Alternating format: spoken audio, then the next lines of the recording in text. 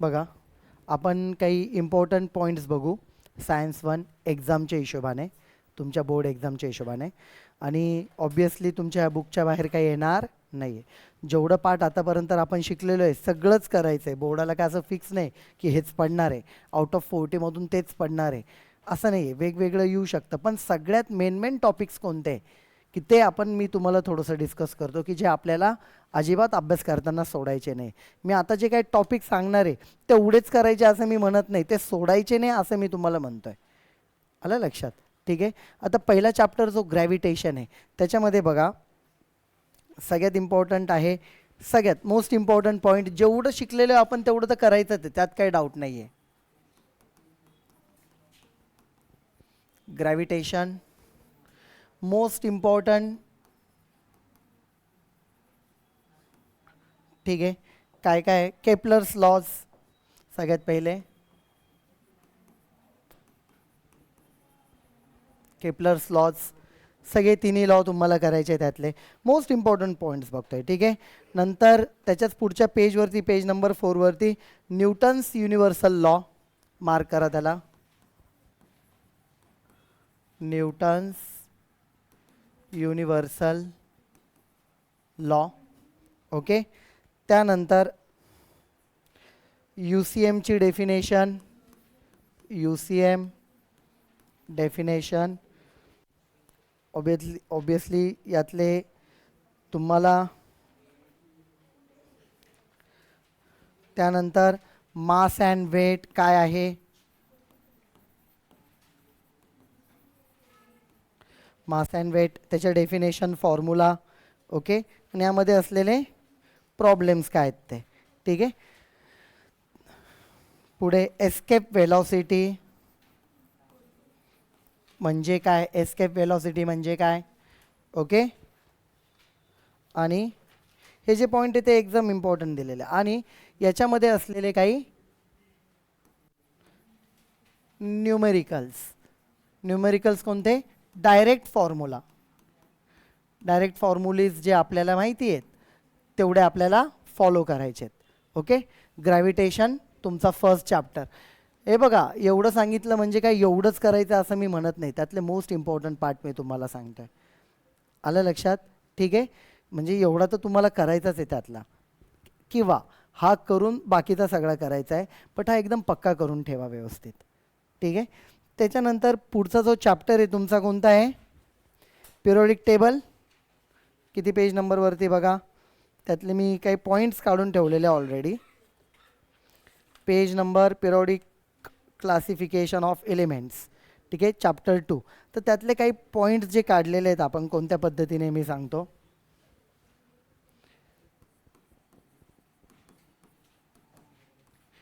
Periodic classification of elements chapter 2, त्यातले most important point कोणते कोणते लक्ष द्या आता. फर्स्ट पॉईंट आपल्याला बघायचं आहे याच्यामध्ये, आणि जे केमिस्ट्रीचे टीचर आहे त्यांच्याशी माझं डिस्कशन झालं, त्यांनी ते पॉईंट्स पाठवले आहेत. तर सगळ्यात बोर्डच्या हिशोबाने तुम्ही जर बघितलं तर त्याच्यामध्ये जे काही मेंडेलिव्हचा जो पार्ट आहे, ठीक आहे, तो एक. त्याच्यानंतर periodic law, metallic non metallic, mark करून ठेवा तुम्ही, मी तोंडी सांगतो. Metallic non metallic characters, metallic non metallic characters, position of the elements. आणि सुरुवातीलाच 2 लॉज आहेत तुम्हाला, Dobereiner's triads and Newlands law of octaves. ठीक आहे. ते एक इम्पॉर्टंट आहे तुम्हाला. नंतर ट्रेंड ऑफ ॲटॉमिक साईज और radius in periodic and group, तो एक पॉईंट मार्क करताय ना. Distinguish between Mendeleev's and modern periodic table. पहिली गोष्ट तर मॉडर्न पिरियोडिक टेबल काय आणि मेंडेलिव्स काय ते दोन्ही व्यवस्थित करून ठेवायचे, त्याच्यातलं डिस्टिंग्विश आपल्याला जमेलच. हे आपण एक त्यातला एक महत्त्वाचा पार्ट बघतोय. ठीक आहे. आणि त्यानंतर बघा, याच्यातले जे काय तुम्हाला भेटलेले आहेत पॉईंट्स, पिरियोडिक टेबलचं स्ट्रक्चर कसं आहे, त्याचे 18 ग्रुप्स, 7 पिरियड्स, बरोबर आहे. हा पॉईंट आहे. ॲटॉमिक ट्रेंड्स काय आहेत ते आपण मगाशी बघितलं. हे त्यातला इम्पॉर्टंट पार्ट सांगितला आहे तुम्हाला. बाकीचंही तुम्हाला करायचं आहे. अजून काय काय त्याच्यामध्ये? येस, व्हॅलन्सी इलेक्ट्रॉनिक कॉन्फिगरेशन तो पॉईंट आहे. त्याच्यानंतर सायंटिफिक रिझन्स तुम्हाला विचारतील कोणत्या पद्धतीचं. Why do elements in the same group have similar valency, एकाच ग्रुपमध्ये सगळ्यांना सिमिलर व्हॅलन्सी का आहेत, हे असे काही इम्पॉर्टंट क्वेश्चन्स आहेत त्यातले. ठीक आहे, तर हे जे काही पॉईंट सांगितले तेवढे तुम्हाला करायचेच आहेत. ओके, हे सोडून पण पूर्ण चॅप्टर करायचं आहे कारण आपण शिकवलेलंच आहे सगळं, बट तरीसुद्धा.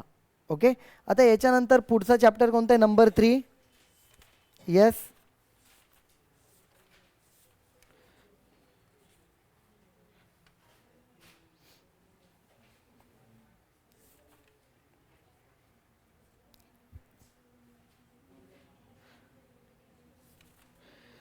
Chemical reactions and equations. तर केमिकल रिॲक्शन्स अँड इक्वेशन्समध्ये हे तर मी तुम्हाला पूर्णपणे सांगितलं आहे, तोंडीत सांगितलं आहे. नंबर 3चं पण बघू. ठीक आहे, जसं त्यांनी आपल्याला पाठवलेलं आहे त्यानुसार chemical reactions and equations chapter number 3, याच्यामध्ये काय काय इम्पॉर्टंट पॉईंट्स आहेत ते मार्क करून घ्या. मी तुम्हाला तोंडी सांगतो लगेच. ठीक आहे, बघा त्यांनी काय काय म्हणजे केमिस्ट्रीच्या टीचरनी काय काय सांगितलं. पहिली गोष्ट त्याच्यामध्ये बॅलन्सिंग इक्वेशनचा जो पार्ट आहे तो एक इम्पॉर्टंट आहे, तो तुम्हाला करावा लागेल की इक्वेशन्स कसे, केमिकल रिॲक्शन्स कसे आपण बॅलन्स करतो तो पार्ट. त्याच्यानंतर आयडेंटिफाईंग द रिॲक्शन टाईप्स, कोणत्या कोणत्या टाईपचे रिॲक्शन्स आहे, कोणते कोणते असतात. साधारणतः कॉम्बिनेशन आहे, डिकम्पोजिशन आहे, डिस्प्लेसमेंट आहे, डबल डिस्प्लेसमेंट, रेडॉक्स, ऑक्सिडेशन, बरोबर आहे. तर ह्या पद्धतीचे ऑक्सिडेशन इफेक्ट हे पार्ट्स आहेत. ठीक आहे, आता याच्यामध्ये जर आपण पार्ट बघायला गेलो तर रेडॉक्स रिॲक्शन्स जो आहे तो एक इम्पॉर्टंट आहे त्यातला, आणि बॅलन्सिंग इक्वेशन्स जे आधीच बोललेले, म्हणजे रेडॉक्स रिॲक्शनचा पार्ट आणि बॅलन्सिंग इक्वेशन्स हे व्यवस्थित करून ठेवा, त्यातनं तुम्हाला क्वेश्चन येणार म्हणजे येणारच. त्यानंतर प्रॅक्टिससाठी जे काय झालेले पार्ट आहेत, आता इम्पॉर्टंट डेफिनेशन्स कोणत्या कोणत्या आहेत ते मार्क करून ठेवा या चॅप्टरमधल्या. पहिला आहे केमिकल फॉर्म्युला काय असतं, catalyst means what, corrosion and rancidity. Yes, rancidity तो एक पार्ट. सो हा एक, हे जे डेफिनेशन्स आहेत हे तुम्ही व्यवस्थित करून ठेवा सगळे. ओके, नंतर अजून त्याच्यामध्ये सांगण्यासारखं काय? Yes, exothermic and endothermic reactions. Exothermic endothermic reactions आपल्याला माहिती आहे, तो पार्ट व्यवस्थित करून ठेवायचा याच्यातला. हे फक्त एक तुम्हाला इन जनरल आयडिया की त्या चॅप्टरमध्ये आपलं हे झालंच पाहिजे म्हणून. ठीक आहे, चॅप्टर तसा कंप्लीट करायचा आहे होल इयरमध्ये. केमिस्ट्रीच्या टीचरने चॅप्टर नंबर 2, चॅप्टर नंबर 3 असेल, पुढे जे काय चॅप्टर्स आहेत अजून मेटलर्जी अँड ऑल, ते केमिस्ट्रीच्या टीचरने त्यांचे 4 चॅप्टर घेतलेले आहेत. मी तुमचे फिजिक्सचे जे काही 6 चॅप्टर्स आहेत उरलेले ते घेतलेत, असे 10 चॅप्टर झालेत. सगळेच तुम्हाला करायचे आहेत, त्याच्याबद्दल काहीच डाऊट नाही. बट सोडायचं काय नाही त्यातलं ते मी तुम्हाला सांगतो आहे. ठीक आहे, आता याच्यानंतर आपण पुढच्या पॉईंटकडे जाऊया. बघा, लक्ष द्या, चॅप्टर नंबर 4 घ्या. ठीक आहे, ऑन द पेज नंबर, किती पेज नंबर आहे? Effect of electric current,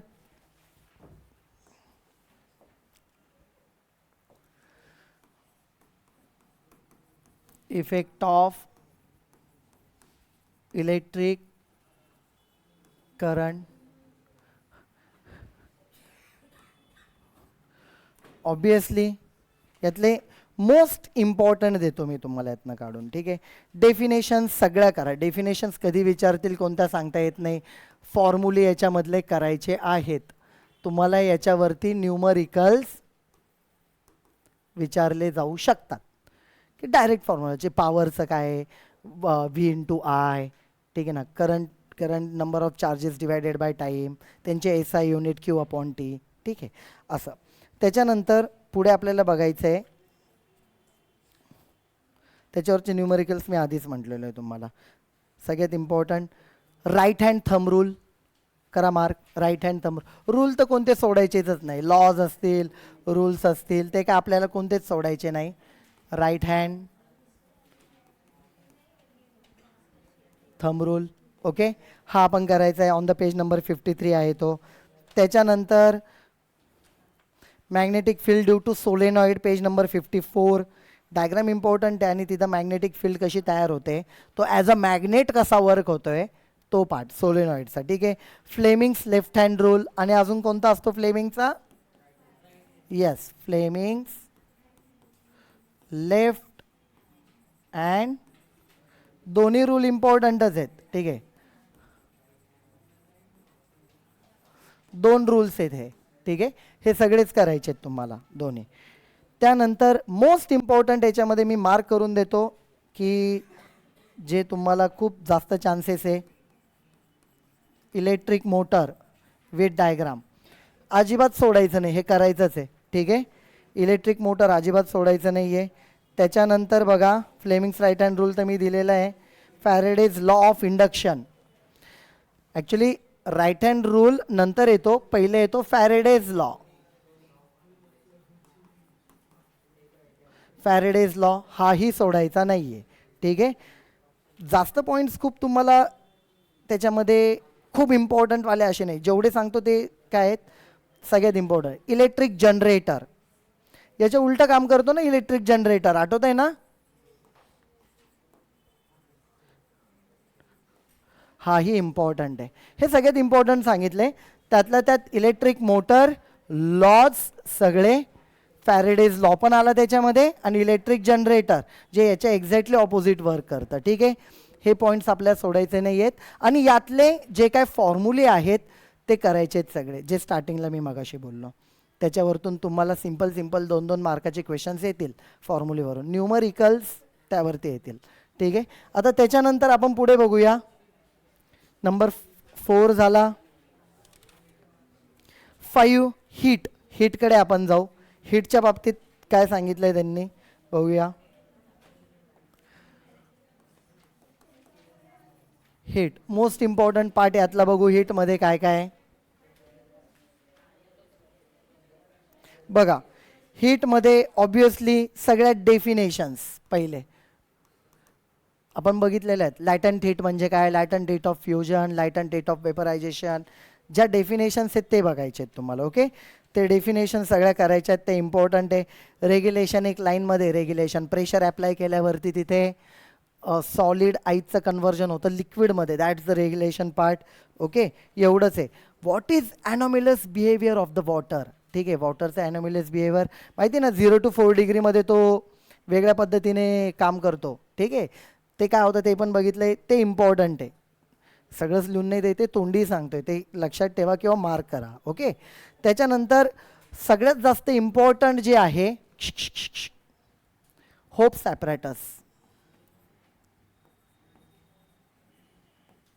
hopes apparatus हा क्वेश्चन तुम्हाला खूप दाट शक्यता आहे येण्याची. ठीक आहे, विथ डायग्राम, त्याचं एक्सप्लेनेशन काय काय आहे, त्याचे जे काय पुढे एक छोटा ग्राफ पण दिलेला आहे त्याच्यामध्ये, अजिबात सोडायचं नाही, हे करायचंच आहे. Hopes apparatus. ठीक आहे, त्याच्यानंतर डेफिनेशन तर आधीच सांगितले, ऑल डेफिनेशन्स. मग पुढे तिथं ड्यू पॉईंट पण आहे, ह्युमिडिटी पण आहे, डेफिनेशन सगळे करायचे आहेत. ओके, त्याच्यानंतर what is heat exchange. Heat exchange म्हणजे काय, ऑब्वियसली हीट कपॅसिटी. हे बघा, स्पेसिफिक हीट म्हणजे काय, डेफिनेशन. ठीक आहे, त्याचा फॉर्म्युला, त्याच्यावरती न्यूमरिकल येऊ शकतं, हे पण इम्पॉर्टंट पार्ट आहे. म्हणजे स्पेसिफिक हीटची डेफिनेशन, त्याचा फॉर्म्युला, त्याच्यावरचं इक्वेशन जे काय त्याचा फॉर्म्युला. ठीक आहे, तो करायचा आहे. आणि त्यानंतर हीट एक्सचेंज हा एक पॉईंट करायचा. जेवढं सांगितलं याच्यातनं पडणारच. ठीक आहे, ओके.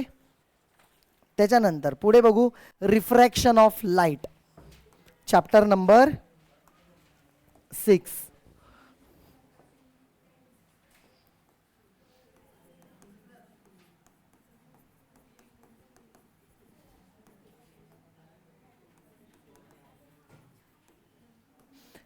रिफ्रॅक्शन ऑफ लाईटमध्ये मोस्ट इम्पॉर्टंट पार्ट जो आहे, जो तुम्हाला करायचाच आहे, ऑब्वियसली याच्यामध्ये डेफिनेशन आहे पहिली याची स्वतःची. रिफ्रॅक्शन ऑफ लाईट माहिती ना, रिफ्रॅक्शन, लाईट येणार, जे काय transparent one transparent media to another transparent media जात असताना it changes it direction, that is the refraction of light.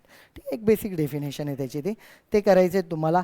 Lodge of refraction, laws definition कोणतेच सोडायचे नाही, लक्षात घ्या, ते सगळेच करायचे. बघा सायन्समध्ये आताच काय नंतर सुद्धा advantages, disadvantages, uses, again distinguish, ठीक आहे, आणि नंतर कोणत्याही पद्धतीचे लॉज जे आहेत ते कोणतेही सोडायचे नसतात, ते कोणतेही टाकू शकतात ते. ठीक आहे, तर मग इतक्यात सांगितलं लॉज ऑफ रिफ्रॅक्शन. ठीक आहे, जे 3 आहेत त्यातले. नंतर सगळ्यात इम्पॉर्टंट सांगतोय मी तुम्हाला, व्हॉट इज मिराज. मिराज काय?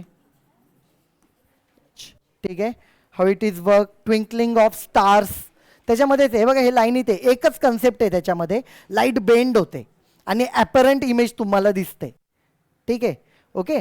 So twinkling of stars, mirage काय नक्की. आणि इथं जर आपण बघितलं, तुम्ही जर बघितलं इथं ही जी डायग्राम आहे पेज नंबर 76 वरती, ॲडव्हान्स तुम्ही जर इथं बघितलं की म्हणजे advance sunrise and delayed sunset एक कन्सेप्ट आहे, आपण चॅप्टर शिकताना ते मी एक्सप्लेन केलं होतं, तेही तुम्ही करून ठेवा. पण मेन यातली कन्सेप्ट कोणती आहे या तिघांमध्ये, ट्विंकलिंग ऑफ स्टार्स, मिराज आणि ॲडव्हान्स सनसेट किंवा ॲडव्हान्स सनराईज अँड डिलेड सनसेटचा जो पॉईंट या तिघांमध्ये सगळ्यात इम्पॉर्टंट आहे मिराज कन्सेप्ट. ठीक आहे, त्याच्यानंतर सगळ्यात इम्पॉर्टंट आपण बघू शकतो, what is dispersion of light.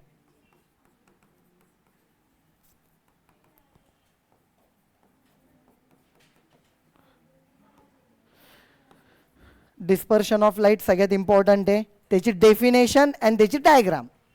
Definition and diagram पण त्याची करायची आहे तुम्हाला, डेफिनेशन अँड डायग्राम. ठीक आहे, नेक्स्ट पेजवरती जाऊ.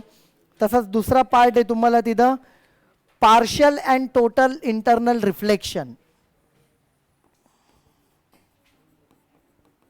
Partial and total internal reflection. ठीक आहे, हा त्यातला एक सगळ्यात इम्पॉर्टंट पॉईंट आपण म्हणू शकतो ह्या चॅप्टरमधला.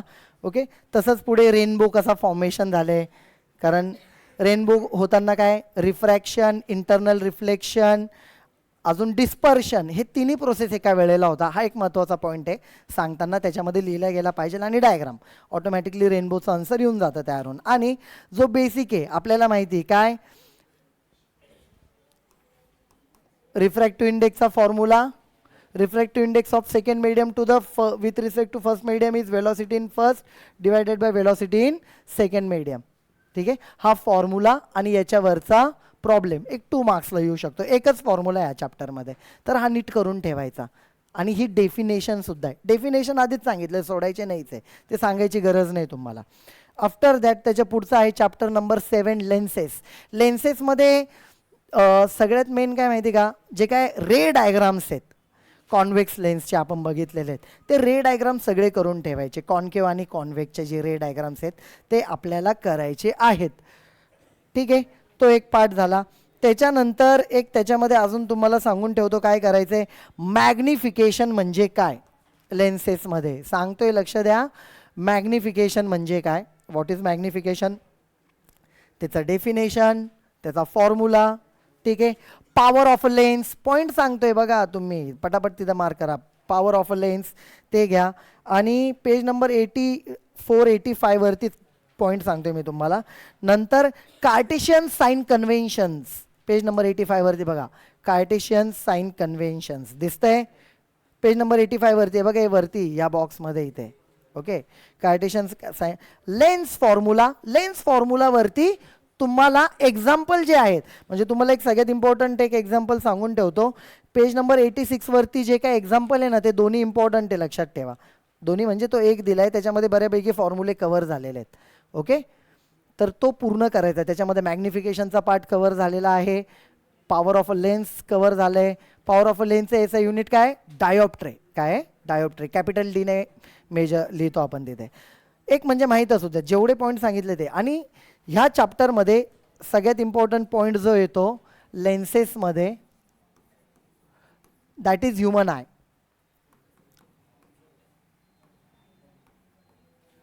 हा सगळ्यात इम्पॉर्टंट पॉईंट आहे. इतक्यात जे डिस्कस केले काही फॉर्म्युले आणि डेफिनेशन्स तो एक इम्पॉर्टंट आहे फार. कार्टेशियन साइन कन्व्हेन्शन्स इम्पॉर्टंट आहे. त्याच्यावरचं एक्झाम्पल जे इतक्यात मी सांगितलं ते इम्पॉर्टंट आहे. आणि ह्युमन आहे यातलं काहीच सोडायचं नाही, जे काय दिलं आहे ते सगळं. ठीक आहे, हा सगळ्यात इम्पॉर्टंट आहे. बाकीचे ह्युमन आय अँड डिफेक्ट्स कोणत्या टाईपचे आहेत.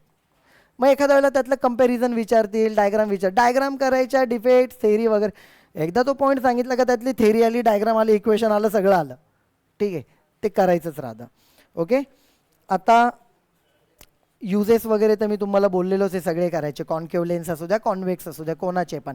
मोस्ट इम्पॉर्टंट पॉईंट मी तुमच्यासमोर लिहिलेला आहे त्या चॅप्टरमधला.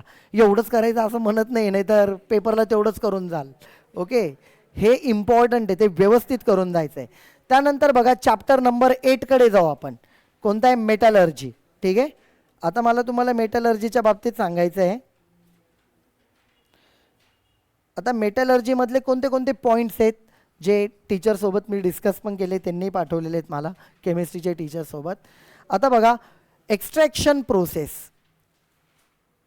ॲल्युमिनियमच्या बाबतीत, बरोबर आहे, ते इम्पॉर्टंट आहे. ठीक आहे, concentration, roasting, calcination, again reactivity series and corrosion prevention. ठीक आहे, हे जे काही पॉईंट्स आहेत ह्या चॅप्टरमधले मेटलर्जीचे, हे आपण सोडायचे नाहीत. ठीक आहे, त्याच्या पुढे नंतर आपण बघतो याच्यामध्ये शॉर्ट नोट्स अँड डिस्टिंग्विश आपण बघूया कोणते कोणते या चॅप्टरमधले. रिॲक्टिव्हिटी सिरीज ऑफ मेटल्स कोणत्या पद्धतीने आहे. त्यानंतर ऑलॉईज अँड स्टेनलेस स्टील कंपोजिशन, त्याचं काय काय नाही सगळं. Physical properties of metal versus non metal, physical properties त्याच्या आपल्याला बघायच्या आहेत. आणि त्यामध्ये जर आपण अजून बघितलं,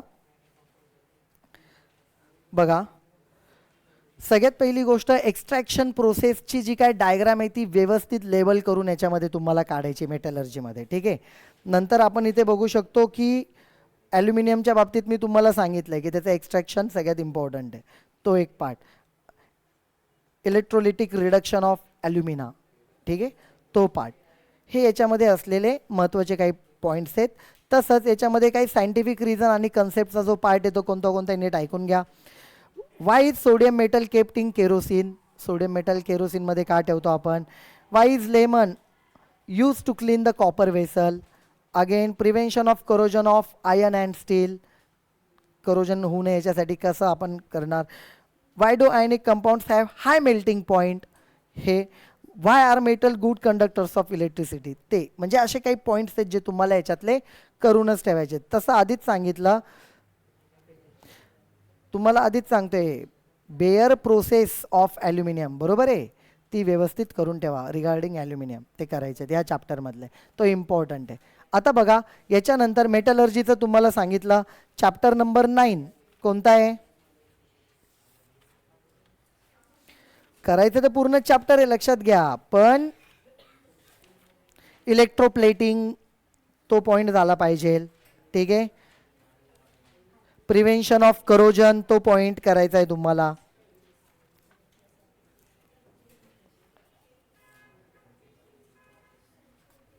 ओके, आता यानंतर बघा पुढचा जो पॉईंट आहे, coming to the carbon compounds. ठीक आहे, आता कार्बन कंपाऊंडमध्ये एक्झॅक्टली काय करायचं आहे बघा, कोणते कोणते पॉईंट्स आहेत जे केमिस्ट्रीचे टीचर्ससोबत बोलणं झालेलं आहे. कशावरती? Carbon compound, chapter number 9. ठीक आहे, 9मध्ये तुमचं कार्बन कंपाऊंड जो आहे त्याच्यातले इम्पॉर्टंट पॉईंट जे डिस्कस झाले ते आपण बघूया तिथं. ठीक आहे, फर्स्ट सगळ्यात पहिला पॉईंटचा असा आहे, नीट ऐकून घ्या, तुम्ही नंतर मार्क करू शकता. आयुपॅक नोमेनक्लेचर, ठीक आहे, तो तर माहितीच आहे तुम्हाला की तो इम्पॉर्टंट आहे. आफ्टर दॅट स्ट्रक्चरल आयसोमरायझेशन, नंतर फंक्शनल ग्रुप्स, नंतर टेट्राव्हॅलन्सी काय आहे, कॅटेनेशन काय आहे, homologous series, properties of ethanol, ethanoic acid, तो पार्ट. ठीक आहे, नंतर बघा डिस्टिंग्विशिंग सॅच्युरेटेड अनसॅच्युरेटेड हायड्रोकार्बन्स. ठीक आहे, ऑक्सिडेशन रिॲक्शन्स आणि drawing the electron dot structure. ठीक आहे, ह्या गोष्टी ज्या आहेत त्या आपल्याला करायच्याच आहेत याच्यातलं. त्याच्यानंतर बघा त्यातलं महत्त्वाचे जे काही कोर कन्सेप्ट कोणते कोणते तुमचे कॅटेनेशन अँड टेट्राव्हॅलन्सी तो एक पार्ट आहे. होमोलोगस सिरीज डेफिनेशन, कॅरेक्टरिस्टिक, त्याचे काही एक्झाम्पल्स, स्ट्रक्चरल आयसोमरायझेशन काय आहे, फंक्शनल ग्रुप्स कोणते आहेत, आयुपॅक नोमेनक्लेचर ते तर धरूनच चला जवळपास येतो क्वेश्चन त्याच्यावरती. ठीक आहे, पुढे आपण बघू. हे तर माहीतच असेल तुम्हाला, अल्केन अल्कीन तो पार्ट झाला. ओपन चेन क्लोज चेन म्हणजे सायक्लिक हायड्रोकार्बन्स, कोणते क्लोज चेनमध्ये सायक्लिक हायड्रोकार्बन्स असतात. ओके, त्यानंतर त्याच्या पुढचा पार्ट आहे तुमचा केमिकल रिॲक्शन अँड प्रॉपर्टीज, कोणते कोणते त्याच्यातले केमिकल रिॲक्शन्स अँड प्रॉपर्टीज बघायच्या आहेत. तर कंबशनचा part, combustion, oxidation, again addition reaction, substitution reaction, esterification and saponification. ठीक आहे, ह्या गोष्टी करून ठेवायच्या आहेत. हा एक पार्ट झाला. आणि याच्यामध्ये सगळ्यात इम्पॉर्टंट पार्ट जर बोलायला गेलो तर इथेनॉल आणि इथेनॉलिक ॲसिड याच्यातलं जवळपास काहीच सोडू नका, तो एक इम्पॉर्टंट पॉईंट आहे. तर एक जवळपास याच्यातलं मी तुम्हाला काय येण्यासारखं आहे इम्पॉर्टंट सगळ्यात, किंवा यातलं काय सोडायचं नाही तो पार्ट. आणि याच्यानंतर चॅप्टर नंबर 10 जो छोटा आहे स्पेस मिशन, त्याच्याबद्दल बोलूया. ठीक आहे, व्हॉट इज स्पेस मिशन, काय त्याच्यात स्पेस मिशनमध्ये.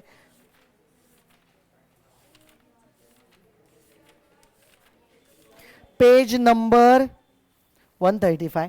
ऑब्वियसली त्यातलं एक जो पार्ट आहे ना, लॉन्चिंग ऑफ अ सॅटेलाइट, जो आहे तो इम्पॉर्टंट आहे सगळ्यात.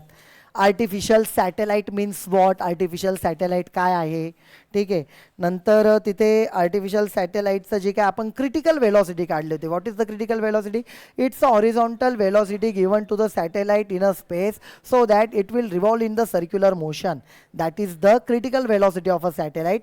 आणि त्याचा फॉर्म्युला पण आपण लिहिला होता, VC is equal to √GM upon R+H. G is the universal constant, capital M mass of the earth, capital R radius of the earth, and H is the height of the satellite from the earth surface. हे जे काही points आहेत. नंतर आपण काही orbits बघितलेत, कोणते कोणते, HEO हाय अर्थ ऑर्बिट, MEO काय मीडियम अर्थ ऑर्बिट, नंतर LEO लो अर्थ ऑर्बिट. हे जे काय याचे डिटेल्स आहेत ते तुम्ही बघणं गरजेचे आहेत. याच्यावरती प्रॉब्लेम येत नाही स्पेस मिशनवरती, तर त्याच्यामध्ये दिले असतील कोणते प्रॉब्लेम्स तर ते करू नका हा पार्ट. ठीक आहे, ऑर्बिट ऑफ सॅटेलाइट बघितलं आहे. आणि त्यानंतर सॅटेलाइट लॉन्च व्हेकल. ठीक आहे, आपण मोस्टली PSLV आपण यूज करतो, जे इस्रोने तिथं डिझाईन केलेलं आहे. आणि ते किती स्टेजेसमध्ये कसं वर्क करतं तो एक इम्पॉर्टंट पार्ट आहे. म्हणजे चॅप्टरच्या सुरुवातीलाच मी तुम्हाला बोललो की काय राहणार आहे. ओके, हा एक पार्ट. आणि तिथं काही डिटेल्स आहेत की सगळ्यात शेवटचा जो पॉईंट आहे space debris and it's management, की स्पेसमध्ये जो सॅटेलाइटचा आता कचरा तयार होत चालला आहे की तर त्याचं मॅनेजमेंट आणि त्याची डिटेलिंग, तो एक पॉईंट तुम्हाला करून ठेवायचा आहे. तर हे एक इन जनरल आपण बघितलं की तुम्हाला या चॅप्टर्समधून काय काय करायचं आहे. ओके, तर सगळ्यात महत्त्वाचं best luck for the examination. व्यवस्थित पेपर लिहा, चांगल्या पद्धतीने पेपर लिहा. तुम्हाला एक्झामिनेशनसाठी बेस्ट लक. जसे आधीचे पेपर चांगले गेले तसं सायन्स 1चा पण तुम्हाला जाओ आणि छानपैकी रिव्हिजन वगैरे द्या. पॉईंट्स मिस करू नका जे सांगितलेत ते. Okay, have a nice day, bye.